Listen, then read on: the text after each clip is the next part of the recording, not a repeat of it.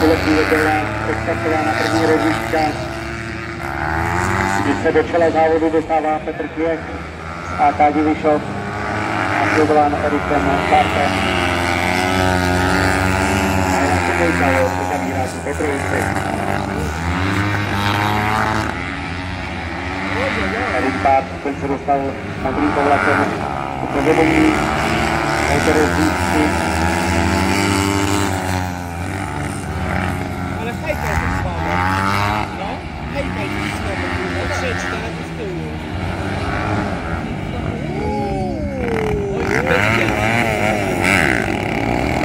Drobná kolize na této při jezdu do posledního kola. Petr Kvěch prowadzi.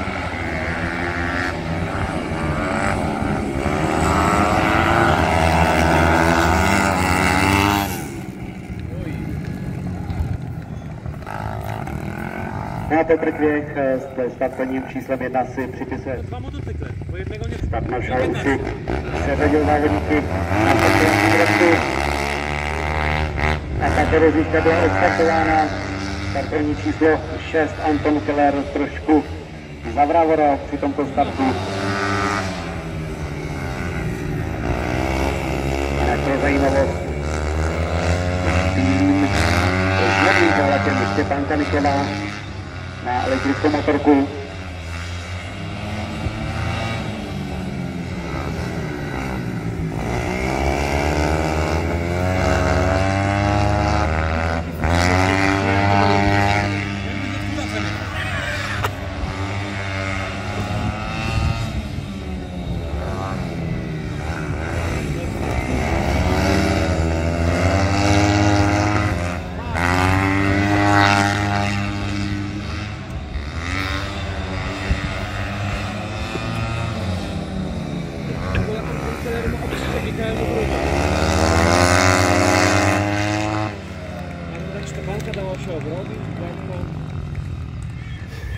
No, druhá rozdížka tohoto závodu už je za námi.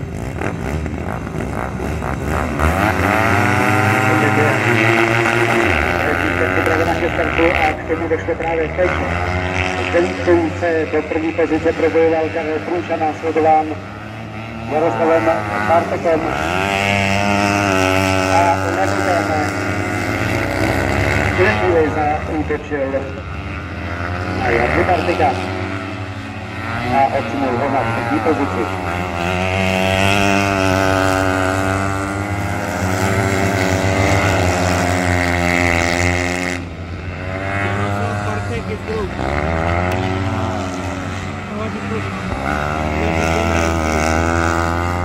Závodníci nám vítějí do posledního kola. Ale nezměněné pořadí, na kterém by se už teď nemělo nic měnit.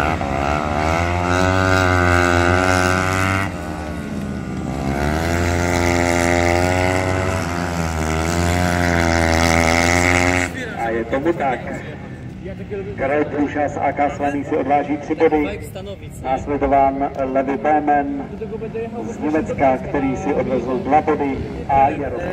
Závodníky už máme na startovací trošku, kde si je start maršal připraví ke startu, připraví ke startování závodníky a páska se zvedá. Startovní číslo 1 Petr Kvěch se dostal do vedení. Následován závodníkem z Německa Levi Bémen, který na něj zaútočil a nyní se Levi Bémen dostává do vedení této rozdížky. Zajímavý to souboj mezi těmito dvěma jezdci.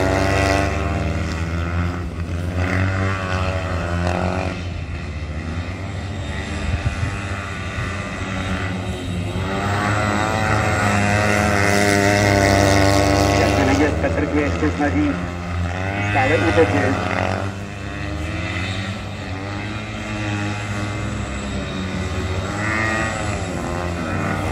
Ale tuhle chvíli se na podání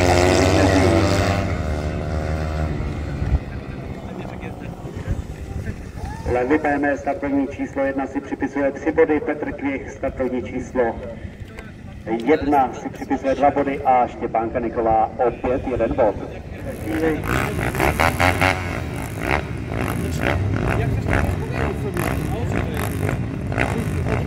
Opět nezbytné srovnání závodníků na startovním roštu. V tuhle chvíli je závod připravený ke startování, pásy letí nahoru. A Tuma se závodení.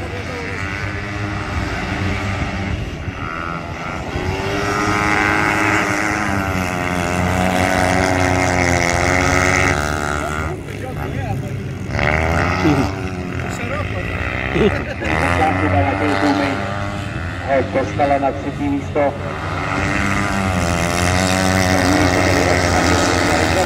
Nasledován Erikem Bartem. A vypadá to, že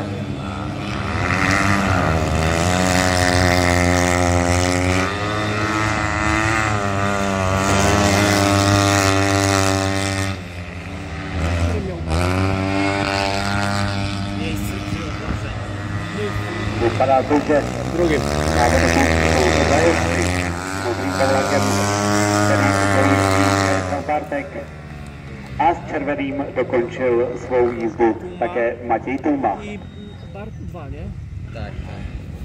Moje takie statystyki. A cíle opět je start maršál David srovná na startovacím roštu.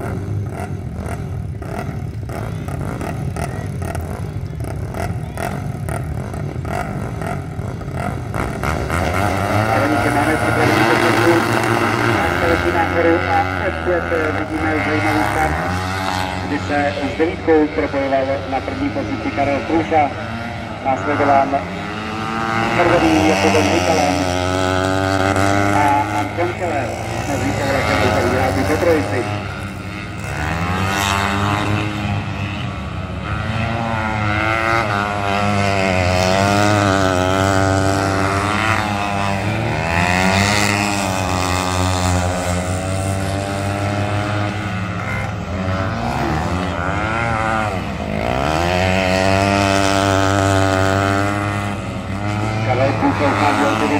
Posledního kola této rozjížďky, následován Jakubem Hikalem a Antonem Kellerem a nakonec. Na tomto pořadí už se asi nic nezmění.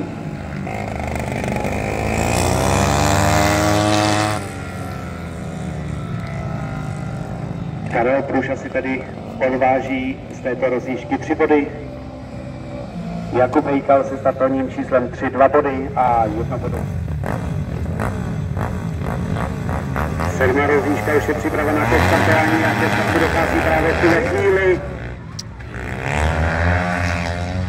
A Karel Průša přecenil své síly na startu a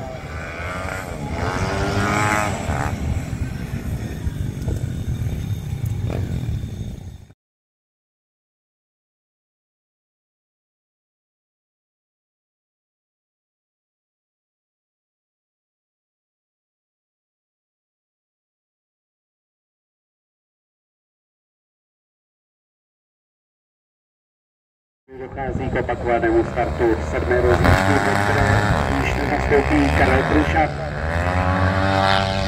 Matěj Tuma s červeným povlekem se ujal vedení této rozjížďky, následován tedy Petrem Kvofem. Souboj mezi těmito 2 závodníky v tuhle chvíli dostává Matěj Tuma velký náskok. Právě před Petrem Kvofem se udělali drobné problémy v zatázce.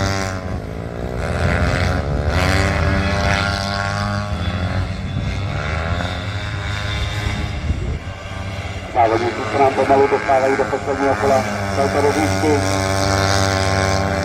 Stále v nezměněném pořadí.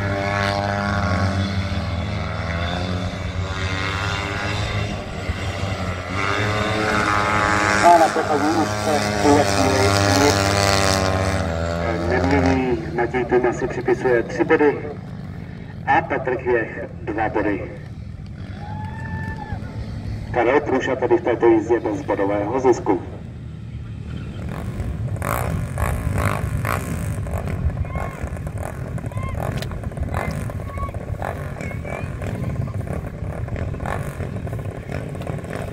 Závodníky už máme srovnané na startovním restu. Letí nahoru a v tuhle chvíli s červeným povlakem Erik Bart používá vedení následován Jaroslavem Bartekem s bílým povlakem a trojici uzavírá modrý Anton Keller.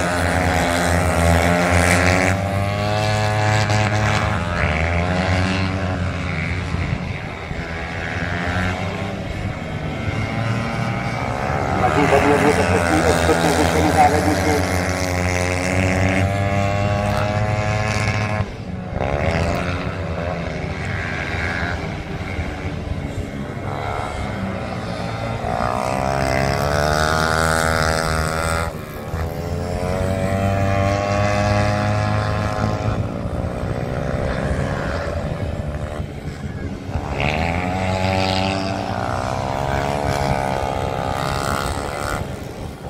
V prostoru cíle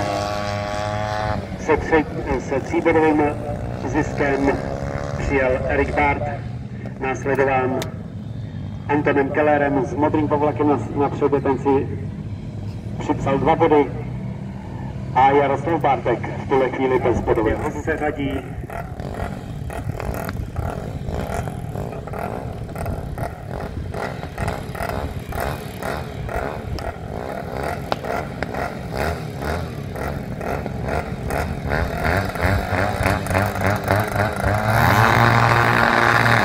Devátá jízda byla právě teď odstartována.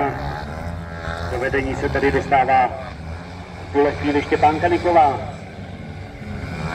Následována Jakubem Hytelem a tuto trojici chtěl říct, že uzavírá Levitem, ale ten se dostal v tuhle chvíli do vedení.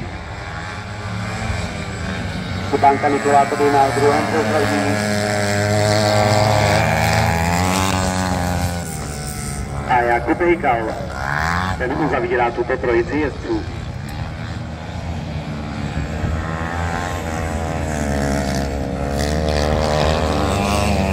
Závodníci nám jízdí do posledního kola, stále nezměněné pořadí, kdy Levi Béme v tuhle chvíli jede pro 3bodový zisk. Štěpán Kaniková si připisuje 2 body. A Jakub Hykal 1bodový zisk.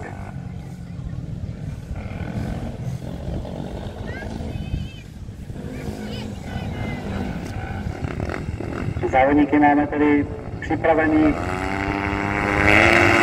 startování 10. jízdy, která byla startována právě v tuhle chvíli a do vedení se v tuhle chvíli dostal Matěj Tuma s modrým povlakem na předě, který je atakován Petrem Šlochem s tím povlakem a Matěj Tuma v tuhle chvíli vyjel z dráhy, což pro něj znamená diskvalifikaci v této 10. jízdě. Petr Kvěch na první pozici a Petr Kvěch jako jediný si dojede, doufejme, bezpečně pro 3bodový zisk.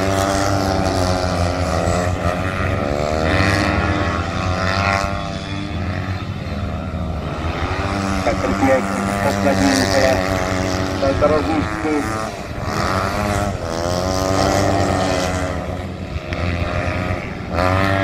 A jako u jediného jezdce z této rozjížďky si můžeme připsat 3 body. Ostatní závodníci kvůli vyjetí z dráhy jsou diskvalifikováni.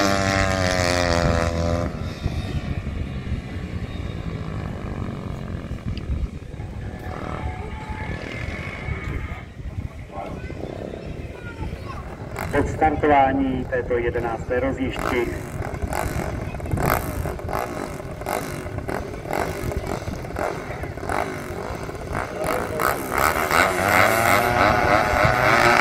tato 11. rozjížďka byla odstartována právě v tuhle chvíli. Opět velký souboj mezi Erikem Bartem. Karel Průša nyní nezvládl svůj motocykl a v zatáčce nám upadl. Erik Bart tedy zaujímá první pozici v této rozjížďce a Štěpán Kaniková vyletí na druhém místě.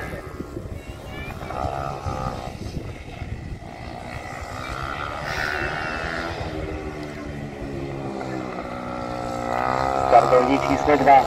Erik Bárd si jede do posledního kola této rozjížďky, následován Štěpánkou Niklovou. A na tomto pořadí už se doufejme nic nezmění. Erik Bárd, ten si připisuje 3 body.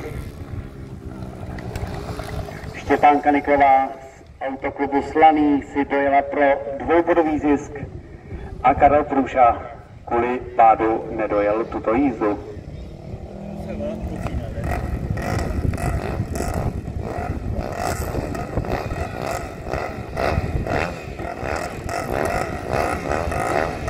Na to 12. rozjížďka je se připravená ke startování a staletí nahoru právě teď. Levé Penny velmi levý, pošlím se zastal při tomto startu. Takže ocenil na třetí pozici. Jakub Hejkal, který ukořistil první místo. A jezdecká chyba. Levě hejbeme.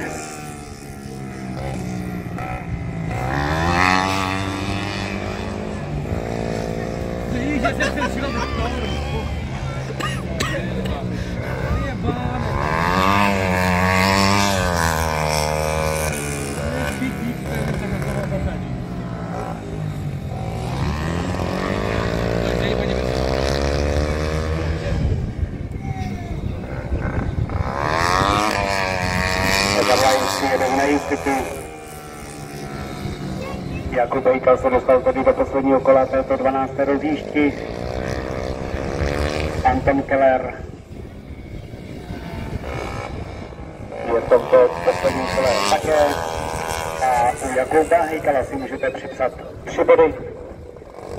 A u Antona Kellera startovní číslo 6 2 body.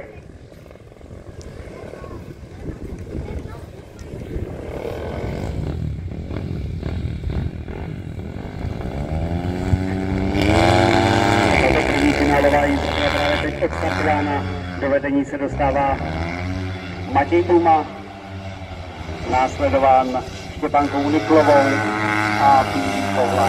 Jaroslav Bartek,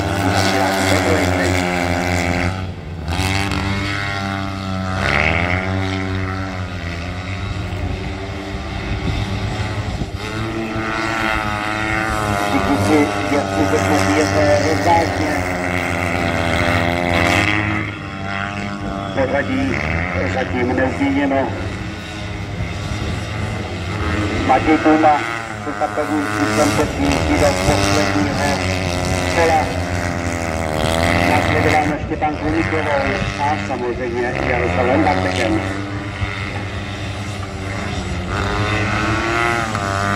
Na této finálové jízdě můžete u Matěje Tumy připsat 3 body, Štěpánka Niklová 2 body a Jaroslav Bartek 1bodový zisk.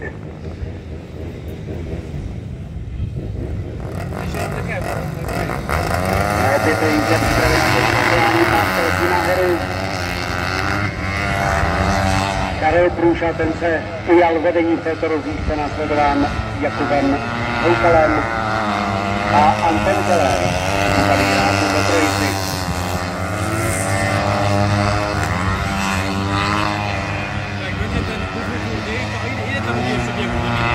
Karel Průša stále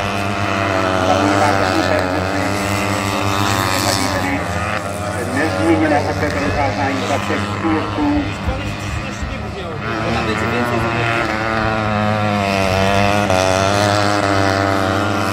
Karel Průša tady v poslední kole této druhé finálové jízdy.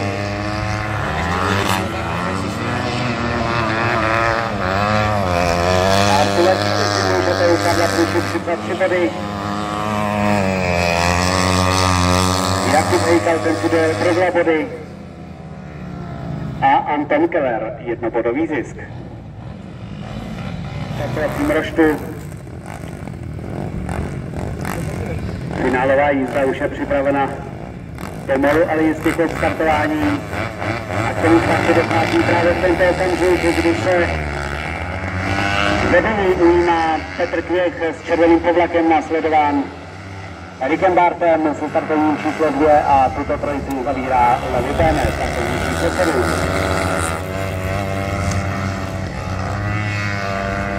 Drobná jezdecká chyba Petra Kvěcha, ale udržel se na tom prvním místě, když v tuhle chvíli je atakován Erikem Bartem, který se chce dostat do vedení a to se mu právě teď vede. Nádherný souboj v této finálové jízdě.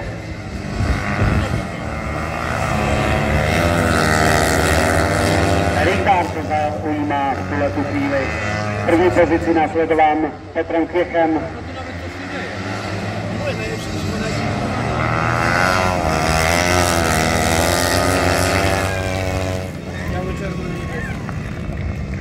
Krásná finálová jízda. Pořadí jezdců se startovním číslem 2 si 3 body připisuje Erik Bart, startovní číslo 1 Petr Kvěch si připisuje 2 body a Levi Bémen.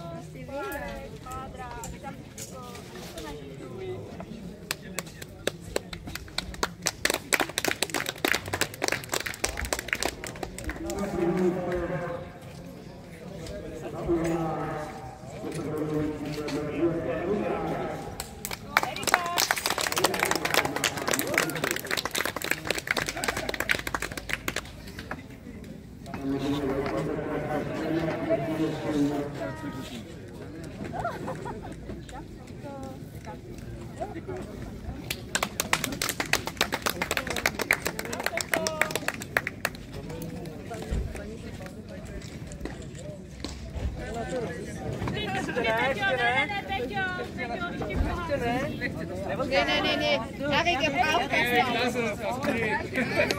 Jarek, bitte nicht. Ja, wie geht das so?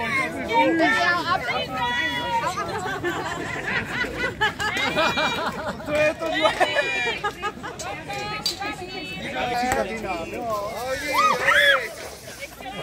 Ne, na telefony ne, máš rozum. To jak pojď.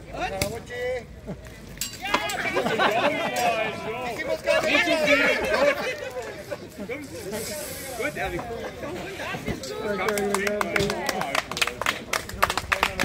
Pani idziemy przyprawować,